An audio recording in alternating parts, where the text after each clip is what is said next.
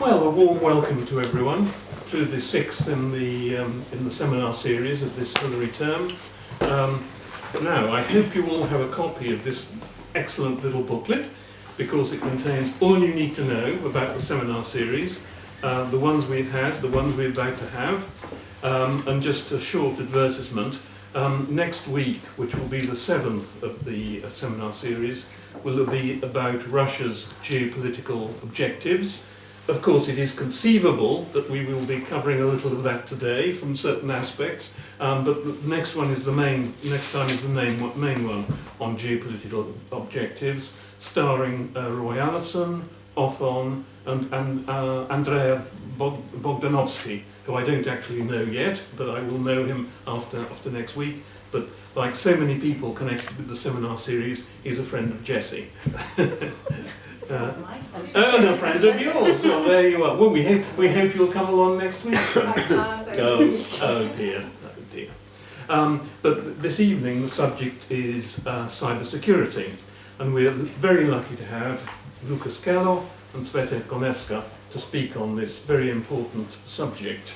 And as you again return to the little booklet, and it tells us that what we're going to talk about is, well, what we're going to ask about, having established that cybersecurity is a worldwide issue of concern, what are the main issues and what are the countries of the region and their allies doing to protect themselves, which struck me as being quite good questions, really. And there's brief bios of both Lucas and Cvete in the programme, and of course both, I'll just add to that by saying that both have a strong CSOCs connection. Cvete because she did a DPhil at St Antony's, and Lucas because very happily we persuaded him to come to Athens with us a year ago and talk in the mega on there about cybersecurity, which he did extremely interestingly. So, without further ado, let's get into the main part of the seminar. Take us forward. Sure, yeah, no, thank you, David. Let me just start by saying thank you for the invitation. It's always a pleasure to be back at CSOCs. The CSOCs seminars were the highlight of my week while I was at St Antony's, and I have had the pleasure to listen to a lot of people say a lot of interesting things about the region. And so it's always nice to come back and have that opportunity to speak about the region. I should probably also say I am not a cybersecurity expert, unlike Lucas here. That isn't really an area of direct expertise. I have been looking at security in the Balkans and politics in the Balkans for a while, so that is the perspective from which I approach this issue. I should also add, as someone who spent, since leaving CSOC and St Antony, spent about 8 years now in the political risk and intelligence sector, a lot of my work recently has actually been around cybersecurity because that's inevitably the top kind of concern on most private sector but also government clients. So I have been forced to kind of think about it and look at it, but obviously my main interest remains the Balkans. So when thinking about this presentation earlier this week, last week, a friend of mine, when I told him about this talk, said, well, why are you looking at the Balkans when talking about cybersecurity? Because clearly there are so many other more interesting areas and hotspots in the world when you think about cybersecurity. The Balkans really isn't or shouldn't be one of them, which is ironic because that's a person who also studied the Balkans and Southeast Europe. But it got me thinking, really, maybe I am just focused too much on this region and it doesn't really matter in the bigger picture of cybersecurity and geopolitics.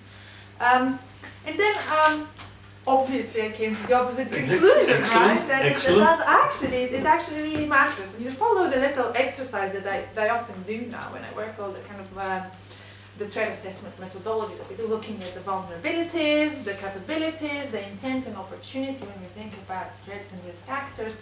And having looked at the picture, I said actually when you look at everything on balance, the Balkans is probably one of the hotspots where we should be focusing on and thinking about cybersecurity. And I will walk you through that, the rest of this presentation, and how I think Lucas was very good in kind of filling in on the intent side, exactly why we see threat actors interested in the region. I'll try and add a bit more to that, but then we'll also speak about the vulnerabilities and capabilities and where I think government or other actors can focus if we are to reduce the threat from cybersecurity in this region. So some solutions there potentially for it. So where shall we start? I think maybe just to pick up on where Lucas finished on who are the key threat actors in geopolitical kind of terms in cybersecurity, and obviously we look at state actors, Russia, China, but not necessarily only them, and what are their capabilities. And even without specific cybersecurity expertise, I can say is that the capabilities have been growing of threat actors. But equally, and I think this is an important point to make, the entire threat landscape, so to say, has changed. We're not just looking at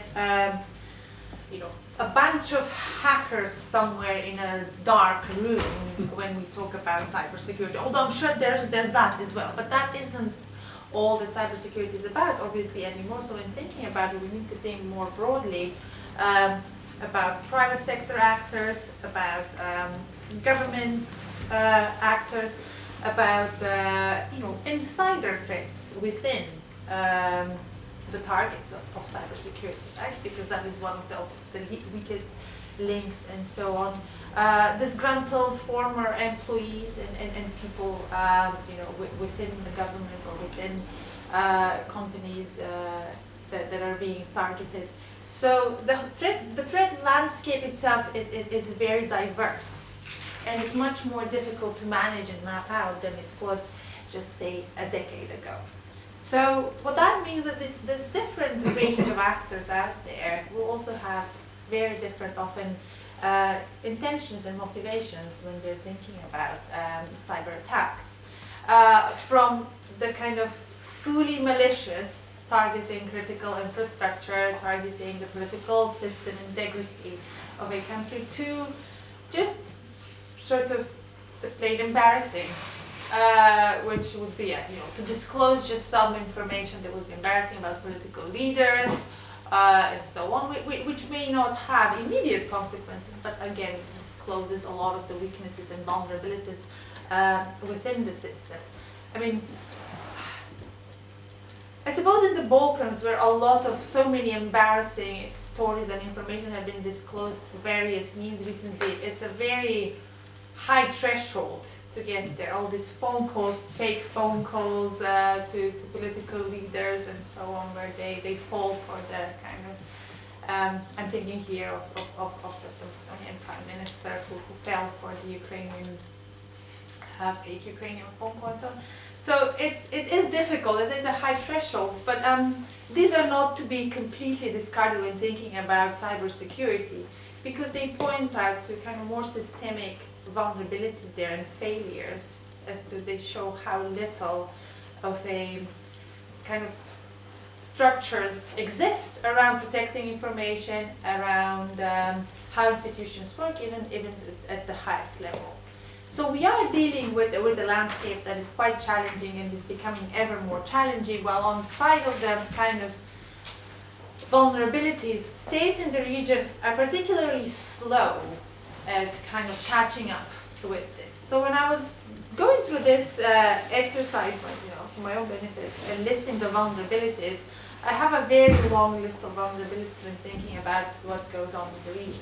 So obviously, when thinking about critical infrastructure, there is very kind of poor structures around it, around how critical infrastructure functions in the region and how well that, the information around it, the protection around it is managed. This is an advantage as well as a disadvantage. Obviously, if your critical infrastructure is not connected to any system, then it can't really be hacked, can it?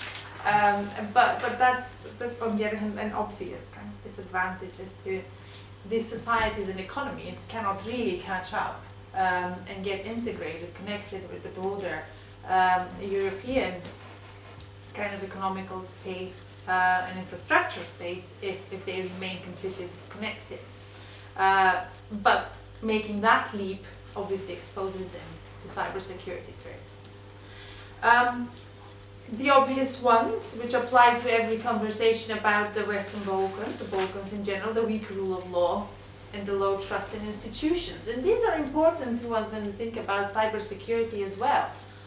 Because a low trust in institutions exposes people to, they're much more vulnerable to fake news or other types of propaganda that come from malicious actors elsewhere.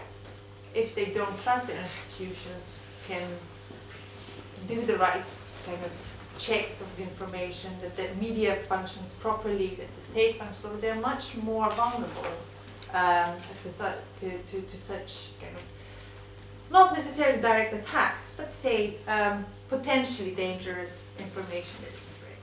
And to that, I think on top, a very important one when discussing cybersecurity is poor media and cyber literacy in the region. And obviously, you can make this kind of claim and argument about many other places. But when you put all these factors together, poor connectivity, poor critical infrastructure, weak rule of law, media and cyber literacy, you see that the vulnerabilities of this region are quite big. And having looked at within kind of a European frames, the media literacy research has been done recently and various indices, inevitably the Balkan states come out at the bottom of these. So we're working with populations who do not have the necessary skill set, deal with the cyberspace and potential threats coming through there, as well as those who are not really trusting the government and the state and its institutions or other people in society, because overall trust would be low in society. And that clearly exposes them, makes it much easier for threat actors to act. And so the kind of high vulnerability correlates with the opportunities for cyber threat actors. With more vulnerable targets, they're much more likely to be successful. And hence, Balkans is an attractive area for a lot of cyber attackers. Whether because of these vulnerabilities or, there's quite a lot of ongoing disputes in the region, which always provide opportunities as well to capitalize on it. Lucas mentioned here, there's elections coming up, there's various referendums that have happened, protests under the government and so on. There are always contentious issues out there, as well as long-standing disputes that provide kind of entry points to use that to attack, either to spread information, to compromise information security, or attack the systems of the state. So we are looking at, as I said, actually a potentially quite interesting hotspot for cybersecurity.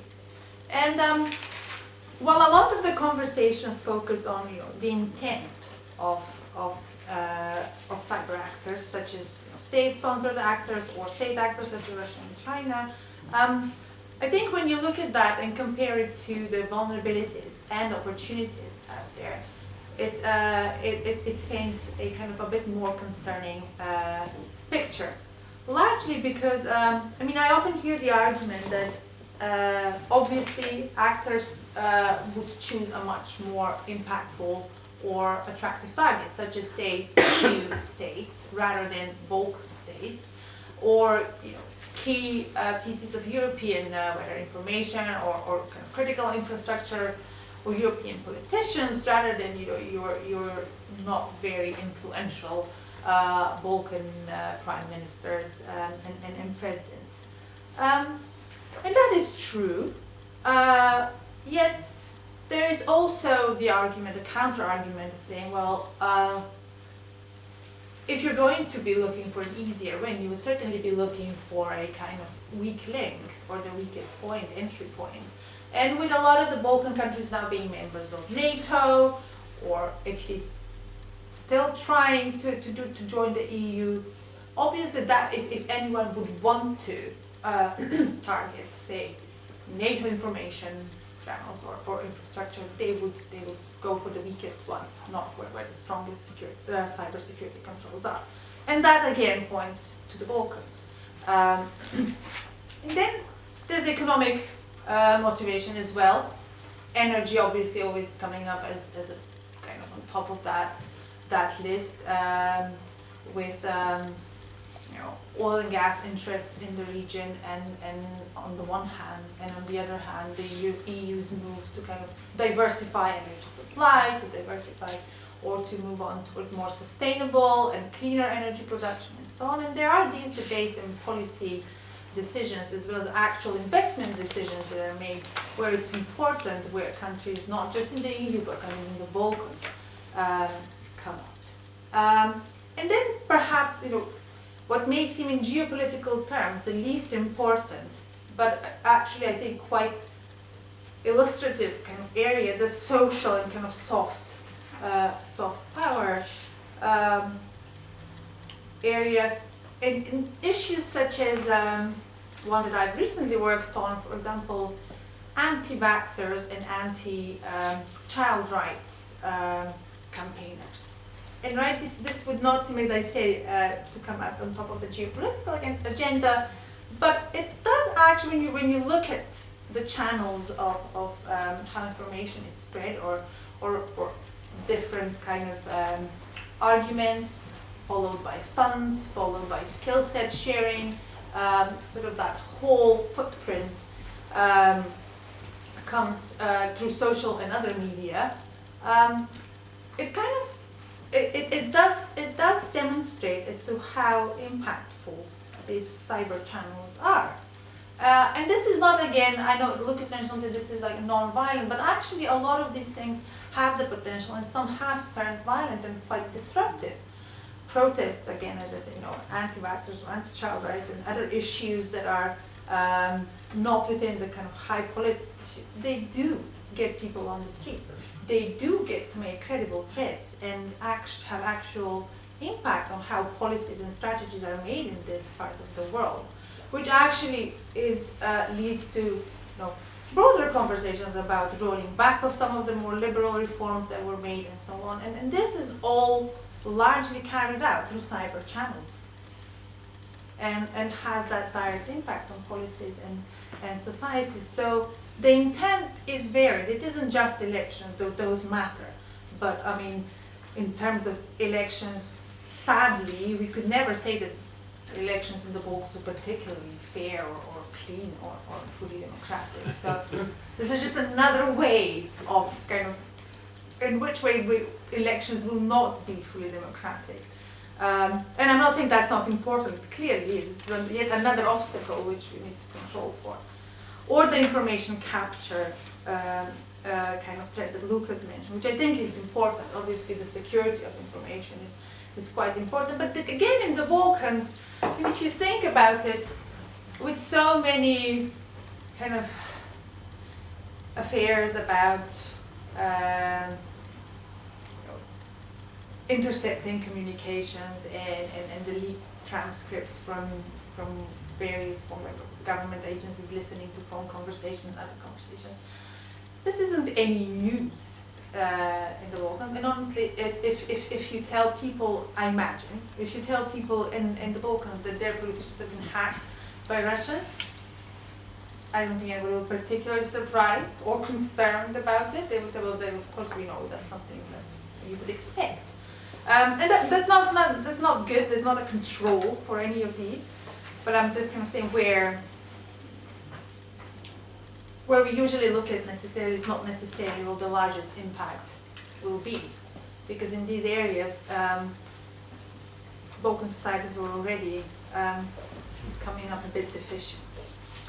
But not to go into too many details and to turn to what I promised was going to be some suggestions for solutions. And this is again just sort of coming from what I tend to do on a daily basis and trying to give advice on controlling for risks. You would address your vulnerabilities first. So, well, a kind of a fancy new technology that would protect you from any sort of hacking attacks would be amazing, I don't think really it is the solution for cybersecurity issues in the Balkans, and I don't know that it exists. But addressing the kind of the key drivers of what that make these societies vulnerable, such as low trust in institutions with poor media and cyber literacy, that would go a long way in reducing their vulnerability to cyber attacks and issues. And that potentially isn't a very difficult or a very expensive policy to adopt and implement.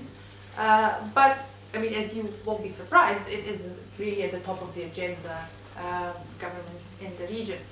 Just this morning on the train, I was looking at some, again, information about the state of cybersecurity legislation and policies in the region, and most of the countries in the region don't even have legislation as such to directly address this, let alone policy tools. This is from 2016, so things may have changed, but it's the latest I could find.